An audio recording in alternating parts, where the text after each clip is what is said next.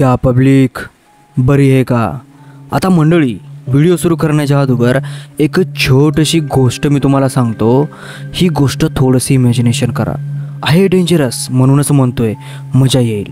समजा तुमचं राहतं घर हे गावाच्या थोडंसं शेजारी आहे आणि तुमच्या घराच्या आजूबाजूला थोडेसे शेतं आहेत आणि त्या शेतामध्ये एक दिवस अचानक काही लोक येतात आणि एक मृतदेह गाडतात, म्हणजे माती करतात एका गावातल्या महिलेची. आणि ज्या दिवशी तिथं ती माती करतात ना, त्याच रात्री तुमच्या घरातला एक मेंबर रातच्या 1-1:30 वाजता घराच्या बाहेर जातो आणि रडतो, मोठमोठ्याने रडतो आणि त्याचा रडण्याचा आवाज तुम्हाला ऐकू येतो. तुम्ही घरातून उठता, बाहेर बघता की कोण रडतंय, तर तुम्हाला तुमच्याच घरातला मेंबर रडताना दिसतो. आणि तो मेंबर त्या जाग्यावर बसलेला असतो ज्या जाग्यावर ते मृतदेह गाडलेलं असतं. फाटेल का नाही? म्हणजे भीती वाटेल का नाही? वाटेल ना? तर आत्ता स्टोरीला सुरुवात करूयात. नमस्कार मंडळी, माझं नाव आशिष बुरसे आणि तुमच्या सर्वांचं पुन्हा एकदा स्वागत आहे आपल्या अनलाईक हॉरर या भूतिया चॅनलवर. तर ही जी आजची स्टोरी आलेली आहे, ही स्टोरी आपल्याला आयान शेख या व्यक्तीनं धाडलेली आहे आणि हा व्यक्ती राहणार आहे नांदेड जिल्ह्यामधला. आता या व्यक्तीने यांचं एक्झॅक्ट लोकेशन नाही पाठवलेलं की बाबा आम्ही या गावामध्ये राहतो, पण त्यांनी हे नक्की सांगितले की आम्ही नांदेड जिल्ह्यामध्ये राहतो आणि मी एक छोट्याशा गावामध्ये राहतो, ज्या गावाची लोकसंख्या 500 ते 600च आहे. आणि त्यांचं जे राहतं घर आहे ते गावाच्या थोडंसं साईडला आहे, म्हणजे गावखरी आपण म्हणतो ना तशा प्रकारे आहे. आणि आज यांची स्टोरी आपण आपल्या चॅनलवर शेअर करणार आहोत. आता उशीर न करता स्टोरीला लाईक करा ना, चॅनलला पण सबस्क्राईब करा. मागच्या व्हिडिओला काहीच व्ह्यूज आले नाही, तुम्ही शेअर केलं नाही वाटते. आता या तरी व्हिडिओला थोडंसं शेअर करा, बघा आणि एन्जॉय करा. तर चला उशीर न करता आपण सुरुवात करूयात. आता सुरुवात करण्याच्या अगोदर मी सांगतो की स्टोरी मी आज अशा पद्धतीनं सांगणार आहे की जसं की ही सगळी घटना माझ्यासोबत घडलेली आहे, म्हणजे थोडंसं स्टोरीमध्ये जीव येईल, हे का नाही? हे ना? चला मित्रांनो, ही जी घटना आहे ही घटना याच महिन्याच्या 7 तारखेची घटना आहे. जो महिना आता एक्झॅक्ट चालू आहे ना, या महिन्याच्या 7 तारखेची. मित्रांनो, माझं घर माझ्या गावाच्या थोडंसं साईडला आहे, म्हणजे गावखरे. आणि माझ्या घराच्या आजूबाजूला जवळपास कोणतंही घर नाही. आजूबाजूला सगळे शेतं आहेत आणि जे लोक वगैरे आहेत ते सगळे गावामध्ये राहतात. तसं आमचं गावातही जागा आहे, पण आम्ही तिथं घर बांधलं नाही कारण की ती जागा खूपच छोटी होती आणि आम्हाला घर थोडंसं मोठं बांधायचं होतं, कारण की आम्हाला त्या छोट्या घरामध्ये राहता येत नव्हतं किंवा ॲडजस्टमेंट होत नव्हतं. माझ्या फॅमिलीमध्ये मी एक, माझे आईवडील आणि माझ्या आईवडिलांचे आईवडील, म्हणजे माझे आजोबा आणि माझी आजी, अशी एवढी फॅमिली होती. म्हणजे आम्ही 5 जणं आमच्या फॅमिलीमध्ये होतो. तर आमचं घर अशा प्रकारचं आहे, मला माझी स्पेशल बेडरूम आहे, आईवडिलांची वेगळी आणि माझ्या आजोबाची वेगळी आणि आजीची वेगळी, अशा आमच्या बेडरूम्स आहेत. म्हणजे आजी ही हॉलमध्ये झोपायची, आजोबा त्यांच्या रूममध्ये झोपायचे, आईवडील त्यांच्या रूममध्ये झोपायचे आणि मी माझ्या एका स्पेशल रूममध्ये झोपायचो. तर एका दिवशी आमच्या गावामध्ये आमच्या घराच्या शेजारी ज्या व्यक्तीचं शेत होतं त्या व्यक्तीची आई वारली. आई वारल्याच्या नंतर त्यांचा जो कार्यक्रम होता तो दिवसभर चालला आणि चालल्याच्या नंतर त्या माणसाने त्याच्या आईला स्मशानभूमीमध्ये नेण्याऐवजी त्याने आमच्या घराच्या शेजारी त्याचं जे शेत होतं त्याच्यामध्ये त्याच्या आईला आणून तिथं माती केली. पण अंतर थोडंसं लांब होतं, म्हणजे 100-1 मीटरावर ते अंतर असावं.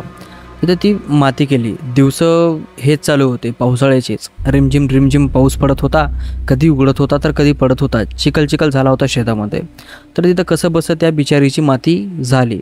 आता ज्या दिवशी त्या बाईची माती झाली त्या दिवशी आम्हीसुद्धा त्या मातीमध्ये इन्व्हॉल्व्ड होतो. आम्हीसुद्धा तिथं गेलो होतो त्या बाईची माती करण्यासाठी.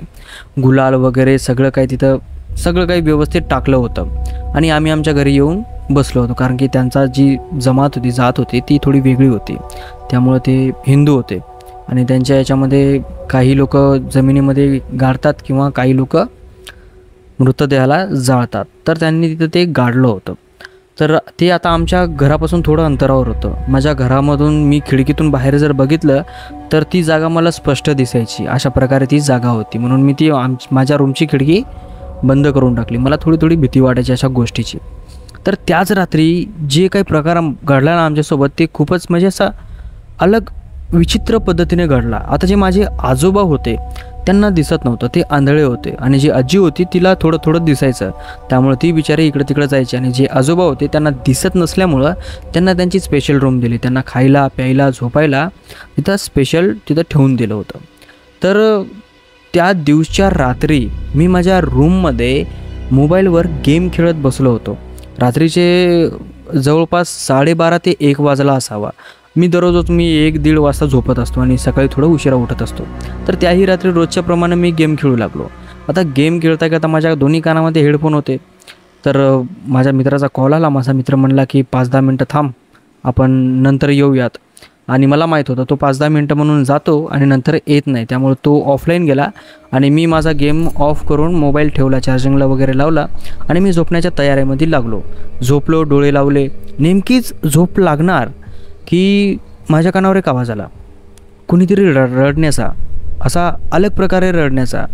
मांजर कसं ओरडतं असं वेगळ्या आवाजामध्ये घोघरल्यासारखं तशा प्रकारचा आवाज आला.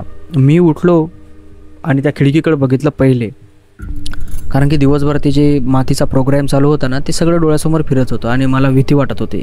त्यामुळे मी पहिले त्या खिडकीकडे बघितलं तर खिडकी लावलेली होती, पण तो आवाज माझ्या कानावर येत होता. आणि असं जाणवत होतं की तो जो आवाज आहे तो आवाज त्याच जाग्यावरून येतो आहे. मी माझ्या रूमच्या बाहेर आलो तर तो आवाज थोडा अजून जास्त झाला. आणि आता मला थोडं जाणवायला लागलं की तो आवाज मी ऐकल्यासारखा आहे. मग मी माझ्या आईवडिलांच्या रूममध्ये गेलो, त्यांना उठवल्याच्या नंतर तेही म्हणले की हां, आवाज तर ऐकू येते. आणि बाहेर थोडा पाणीसुद्धा चालू होतं. आमचं घर शेताचं होतं, त्यामुळं आम्हाला घरामध्ये काही कळत नव्हतं. आम्ही बाहेर आलो, आजीला उठवलं. आजीला काही तेवढं ऐकू आलं नाही, कारण की आजी थोडीशी म्हातारी होती, त्यामुळे ती म्हणली मला काय ऐकू येत नाही. मग मी माझ्या आजोबाला पाहण्यासाठी त्यांच्या रूममध्ये गेलो, तर माझे आजोबा त्यांच्या रूममध्ये नव्हते. मग मी म्हणलं माझे आजोबा तर रडत नाही ना. मी पटकन घराच्या बाहेर गेलो. रिमझिम पाणी पडत होता. माझ्याजवळ एक छोटीशी बॅटरी होती, ती बॅटरी घेऊन गेलो. इकडे तिकडे बघतो तर माझे आजोबा कुठेही दिसत नाहीत, फक्त त्यांचा रडण्याचा आवाज येत होता. मग मी हळूवार ती बॅटरी त्या माती केलेल्या जाग्यावर दाबली तर तिथं मला कुणीतरी बसलेलं दिसलं. आणि मी थोडासा समोर गेलो. समोर गेल्याच्या नंतर मला स्पष्ट दिसलं की तिथं माझे आजोबाच बसलेले आहेत.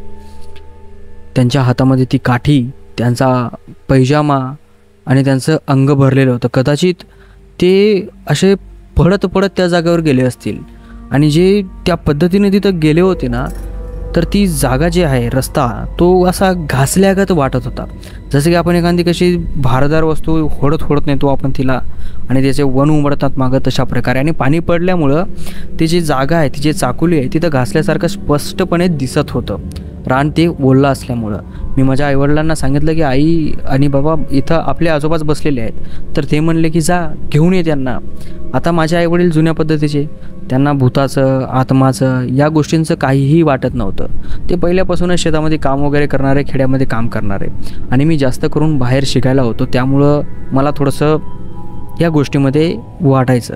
आणि मी नाही म्हणू शकलो नाही म्हणलो असतं तर फजिती झाली असती. त्यामुळे मी म्हणलं जे होईल ते समोरच्या समोर बघता येईल. मी माझ्या हातामधली बॅटरी घेत माझ्या आजोबाकडं हळूहळू गेलो. मी जसा समोर जात गेलो तसे जे माझ्या आजोबाची जी जाण्याची जागा आहे ना, ती तशी अशी घासल्यासारखी दिसत होती, जसं की कोणी माझ्या आजोबाच्या उरावर बसले आणि त्यांना फरफर फोडत गेलंय.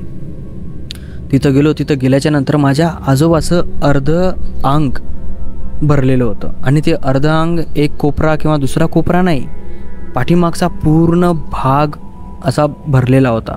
आणि त्यांचं जे डोकं, त्यांचे जे पाय होते, त्या पायावरचे जे कपड्याचे जे वणं होते, ज्याच्या छोट्या मिऱ्या पडल्या होत्या, जसं की कोणीतरी त्यांना होडत या जागेवर आणलं आहे. मी त्यांना हलवतोय, थांबवतोय, बोलण्याचा प्रयत्न करतोय, पण माझे आजोबा थांबण्याचं नाव घेत नव्हते ना बोलण्याचा प्रयत्न करत नव्हते. इरी तर ते मला एक हाक मारले की मला बोलायचे, पण मी त्याला बोलण्याचा प्रयत्न केला, पण ते बोलतच नव्हते. फक्त रडायचा नाद. मी काही वेळाच्या नंतर जोरात ओरडलो, म्हणजे थोडं धावलो त्यांच्यावर. तेव्हा ते असे गप गुणान असे हरबळ्याने चुपचाप शांत झाले. आणि मला म्हणायला लागले की मी कुठं आहे आणि वरून पाणी कसा लागतोय, मी घरात नाही आहे का, मी बाहेर कसा आलो. असे प्रश्न मला विचारायला लागले आणि मी पूर्णपणे आश्चर्यचकित झालो की काय हा म्हातारा आहे, स्वतः बाहेर आला ना, आपल्याला म्हणतोय की मी बाहेर कसा आलो. मी आजोबाला म्हणलो की अरे आजोबा तुम्हीच तर बाहेर आलात ना आणि तुम्ही इथं बसून रडत होते. ते म्हणले की मी कुठं बसलेलं आहे, अरे मी तर माझ्या रूममध्ये झोपलेला होतो, मी बाहेर आलो कसा. बरं ठीक आहे जाऊ दे असं म्हणून माझे आजोबा माझ्या खांद्याला पकडलं आणि मला उठायला सांगितलं. मी उठलो. माझे आजोबा हळूवार पुढे जात होते, मी पण त्यांच्या सोबत समोर जात होतो. पण मला अंधारात कळालं नाही की मी नेमका पाऊलं टाकत कुठं होतो. आणि एक्झॅक्ट मी उभा त्या मातीवर होतो. मी जसे माझे 1-2 पावलं पुढं टाकले आणि जसे त्या मातीवरून पुढं पाऊल टाकणारच आखरीचा, तर माझ्या पायाला कुणीतरी धरल्यासारखं मला वाटलं. गप्पी मी माझा पाय उचलू शकलो नाही आणि मी जोरात ओरडण्याचा प्रयत्न केला आणि मी जोरात ओरडलोसुद्धा, पण माझा आवाज कुणालाच आला नाही. माझे आजोबा माझ्या खांद्यावर हात ठेवून चालत होते. माझ्या खांद्यावरचा हात त्यांच्या सटकत माझे आजोबा समोर गेले, पण त्यांच्यासोबत मी समोर जाऊ शकलो नाही. आणि मी मागं वळून बघितलं तर एक लेडीचा हात, तिच्या हातामध्ये बांगड्या होत्या आणि इथून असा हात रक्ताळलेला होता. तो पूर्ण हात माझ्या पायाला घट्ट पकडलेला होता. मी ओरडण्याचा प्रयत्न करतोय, माझे हात हलवतोय, माझ्या आजोबाला पकडण्याचा प्रयत्न करतोय, पण माझे आजोबा समोरच जात होते. आणि त्यांना काय सुचलं काय माहीत, ते थांबले आणि पुन्हा असं थोडंसं हात इकडे तिकडे करत माझ्याजवळ आले. मी माझा हात लांबच केलेला होता, माझ्या हाताला पकडलं आणि घट्टपणे असं ओढलं आणि जोरात धावले माझ्यावर की चाल ना, काय झालं तुला इतकं, म्हणजे हळूहळू चालायला. मी त्यांच्यासोबत चालायला लागलो. मला बोलणं येत नव्हतं, माझं अंग पूर्ण घामाझोकळी झालं होतं. घरामध्ये आलो. घरामध्ये आल्याच्यानंतर मी पाय वगैरे धुतले आणि आजोबाचे पाय वगैरे धुवायला लावले. आजोबाला त्यांच्या रूममध्ये जाऊन बसवलं आणि मला पूर्ण घाम, त्या म्हणजे पाण्यामध्ये अंग पुसलं तरी माझ्या अंगातून घाम यायला आहे. अशा प्रकारे मला झालं. मी डायरेक्ट पंख्यासमोर बसलो. आता माझे आईवडील म्हणतात की इतकी कशाची गरमी झाली तुला. मी माझ्या आईवडिलांना म्हणलं की आई माझा कुणीतरी तिथं पाय धरला होता. तर माझे आईवडील म्हणले की बाबा तुझा पाय धरला नसेल, त्या चिखलामध्ये तुझा पाय फसला असेल आणि तुला वाटलं की तुझा पाय धरला आहे. आता त्यांनी अशी गोष्ट बोलल्याच्या नंतर मला वाटलं की हां असं 100% काहीतरी थोडंफार झालं असेल. मग मी थोडासा रिलॅक्स झालो आणि आपल्या रूममध्ये येऊन झोपी गेलो. आता ह्या गोष्टी माझ्यासोबत घडल्याच्या नंतर मला झोप येत नव्हती. मी पुन्हा माझा मोबाईल बाहेर काढला, स्क्रोलिंग करायला लागलो आणि स्क्रोलिंग करता माझं जे मोबाईल आहे ना, मोबाईलमध्ये मी जेव्हा स्क्रोलिंग करू लागलो त्या रीलमध्ये ही जे माती केलेली आहे ना, ह्या मातीचं दृश्य दिसलं. आणि त्याच्यानंतर जी बाई मेली होती ती बाई साक्षात त्या रीलमध्ये असं वाटू लागलं की ती माझ्याकडं बघतीये. तिचे पूर्ण केस मोकळे, कपाळावर एवढं मोठं कुंकू वगैरे, म्हणजे एकदम भयंकर साजा करून मी पटकन ते मोबाईल खाली ठेवला. सगळं काय शांत झालेलं होतं. माझ्या रूममध्ये काहीच आवाज येत नव्हता. मी एकदम शांतपणे बसलो. 5-6 सेकंद डोळे लावलेले होते, उघडले, मोबाईल परत हातात घेतला, परत स्क्रोलिंग करत बघू लागलो. तर नंतर काहीही आढळलं नाही, पण माझ्या पोटरीला काहीतरी खाजवल्यासारखं केलं होतं. मग मी माझी पॅन्ट थोडीशी वर केली आणि तिकडं बघितलं, तेव्हा माझ्या पायाखालची जमीन सरकली, कारण की माझ्या पोटरीवर एका पंजाचा निशाण होता. चिखलानं भरलेला हात जेव्हा आपण आपल्या हाताला किंवा पायाला पकडतो ना, तसा हात. आणि मला एक्झॅक्ट त्याच जागेवर तिथं कुणीतरी धरल्यासारखं वाटलं. जेव्हा मी माझी पॅन्ट वर केली तेव्हा मला ते पंजा दिसला.